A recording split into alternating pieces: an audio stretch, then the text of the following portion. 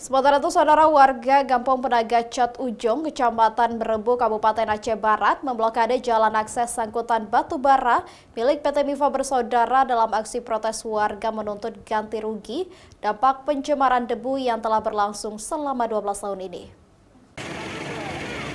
Aksi demonstrasi menuntut ganti rugi akibat pencemaran debu batubara dilakukan warga Aceh Barat ini berlangsung sejak siang hingga Senin malam.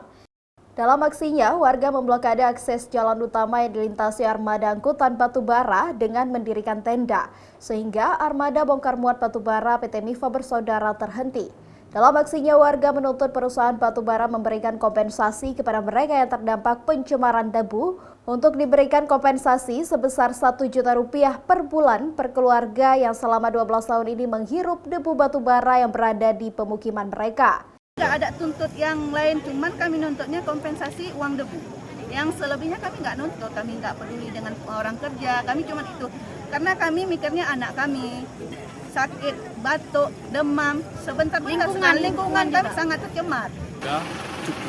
Ujung yang mereka menuntut bahwa meminta kompensasi dan juga daripada imbas debu yang bertebangan dari batubara.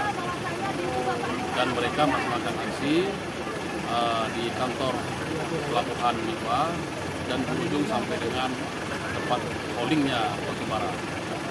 Tadi kita sudah menyampaikan kepada warga bahwa terkait dengan tuntutan debu ini sesuai dengan hasil pertemuan di DPRK, kita berharap warga bisa sabar menunggu DLH turun untuk melakukan pengecekan untuk memastikan sumber dari debu batubara.